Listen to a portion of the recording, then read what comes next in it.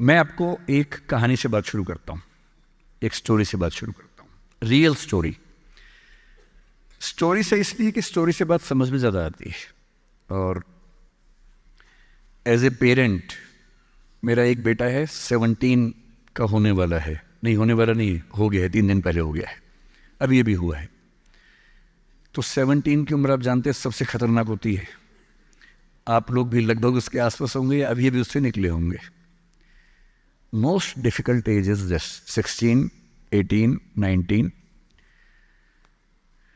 इस उम्र में आपके हार्मोन्स इतना ज़्यादा जंप करते हैं कि मूड स्विंग्स बहुत ज़्यादा होते हैं। आपको अपने दोस्तों से बात करके इतना सुकून मिलता है। पेरेंट्स दुश्मन नज़र आते हैं इस उम्र में। पेरेंट्स कोई अच्छी बात भी कहें तो लगता है कि ये क्यों मनहूस लोग हमारे घर में रहते हैं, क्यों ऐसी खराब खराब बात बोलते हैं। They don't understand, they are outdated people, ऐसा मन में भाव आता है। सबको आता है। आपको आ रहा है तो पहली बार नहीं आ रहा है, आज से 30 साल के बाद आपके बच्चों को भी आएगा आपके बारे में, एकदम उतनी ही इंटेंसिटी से आएगा जितना आपको आता है। जितना आपको लगता है कि आपके पेरेंट्स बिल्कुल नहीं समझते, आपके बच्चे आपके बारे में यही सोचेंगे 30 साल बाद। ये एकदम इटर्नल ट्रुथ है जिसको आप रोक नहीं पाएंगे। So this is a normal thing.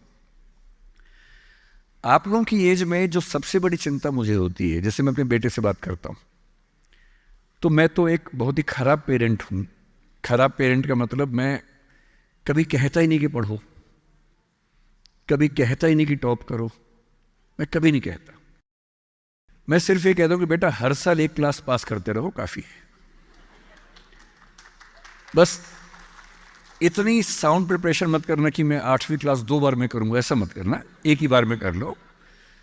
और मैं कभी परसेंटेज पूछूंगा नहीं आपसे, मैं पूछता भी नहीं, हालांकि वो बता देता है, लेकिन मुझे उसमें इंटरेस्ट है नहीं। वट एवर परसेंटेज ही gets. And we also have a daughter, I mean I am not the biological father, she is a relative's daughter, so she lives with us. हम दोनों बच्चों से बोलते हैं कि हम कभी नहीं पूछेंगे परसेंटेज क्या है, ना हम पूछते हैं, ना हमारा इंटरेस्ट है। हमारा इंटरेस्ट केवल इस बात में है कि वो बेहतर ह्यूमन बींग्स बन जाए, क्योंकि मैंने ज़िंदगी को बहुत अच्छे से देखा है। और मैं एक बहुत ही ख़राब स्टूडेंट रहा हूँ स्कूल में, बहुत बदमाश, शरारती, कम पढ़ने वाला। पर दिमाग इतना था कि 10 दिन 20 दिन पढ़ के अच्छे नंबर आ ही जाते थे। तो मेरा दिमाग कहता था कि जो काम 10 दिन का उसके लिए साल क्यों ख़राब करूँ। तो जब 10 दिन में हो ही जाता है तो 10 दिन ख़राब करेंगे उसमें।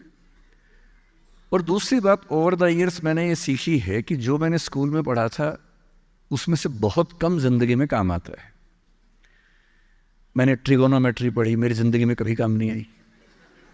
मैं कभी थीटा वीटा लगा ही नहीं पाता कहीं पर भी, आज तक यूज़ नहीं किया मैंने थीटा, कहाँ थी यूज़ करूँ, काम ही नहीं आया। मैंने दुनिया भर के नक्शे रटे थे स्कूल में, कहीं काम नहीं आए। जब किसी देश में घूमने जाता हूँ वहाँ का नक्शा देख लेता हूँ और बचपन वाला याद भी नहीं आता, फिर से देखना पड़ता है। सीधी सी बात है। तो मैंने फील किया कि ज़्यादातर चीज़ें जो स्कूल में हम पढ़ते हैं, कॉलेज में पढ़ते हैं, वो जो नॉलेज है वो ज़िंदगी में बहुत काम नहीं आती।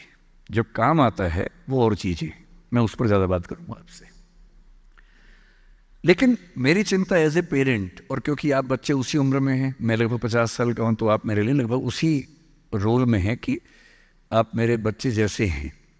क्योंकि जो बच्चे होते हैं ना, अपने पेरेंट्स से बड़ी नफरत करते हैं, दूसरों के पेरेंट्स की सुन लेते हैं बात। तो आप मेरी बात सुन लेंगे, अपने घर में नहीं सुनेंगे। जैसे मेरा बेटा मेरी बात नहीं सुनता है, वो शायद यहाँ सीएम साहब की बात सुन लेगा। तो दूसरों की बात सुनना आसान होता है, अपने पेरेंट्स की बात सुनना मुश्किल होता है। तो आप सुन रहे हैं इसलिए मैं सुना रहा हूँ आपको। तो जो कहानी मैं आपको सुनाना चाह रहा हूँ एक रियल कहानी है, और मेरी सबसे बड़ी चिंता अपने बच्चों को लेकर, आपको लेकर वही रहती है। मैं जब भी कोई कहानी सुनाता हूँ, नाम, जगह, वो सब बदल देता हूँ ताकि किसी की प्राइवेसी पर हमला ना हो। सबकी राइट टू प्राइवेसी है ना। एक बच्चा था जिसको मैं जानता हूँ, बचपन से जानता हूँ, बहुत ही ज़बरदस्त आर्टिस्टिक बच्चा, म्यूज़िक का उस्ताद। उसके घर में लगभग सब लोग म्यूज़िक के उस्ताद थे। इंस्ट्रूमेंटल म्यूज़िक, वोकल म्यूज़िक, हर चीज़ में अच्छा, पढ़ने में भी ठीक। बढ़िया। और जब हम स्कूल में थे, वो मेरी क्लास में तो नहीं था, थोड़ा सा अलग क्लास में था, पर स्कूल में बहुत पॉपुलर था being into music. I was in debating, he was into music.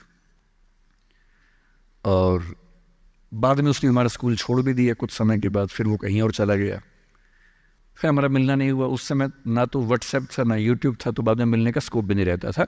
जो एक बार चला गया वो चला ही जाता था उस समय। अब तो बच्चे जिंदगी भर दोस्त रहते हैं।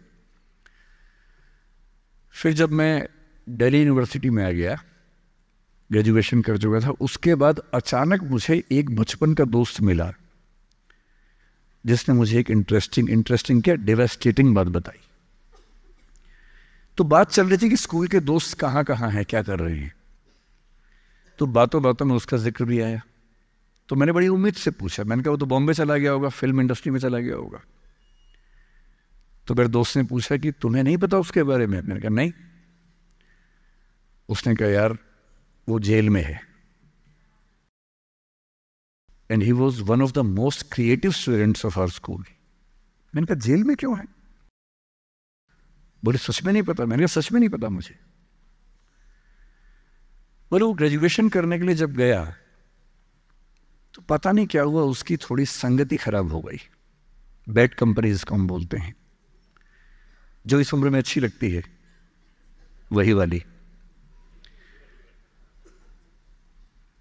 तो कॉलेज लाइफ में थोड़ी बहुत बैड कंपनी सबकी होती ही है, हल्की फुल्की होती है, एक सामान्य बात है। अच्छा, बच्चा बच्चा ना रहे ये भी तो अच्छी बात नहीं है ना। थोड़ा बचपन तो जीना भी चाहिए, थोड़ा शरारतें करने भी चाहिए। पर किसी किसी का दुर्भाग्य होता है कि ज्यादा हो जाता है। उसके साथ ऐसा हुआ। उस सब प्रोसेस में उसको ड्रग्स की आदत लग गई।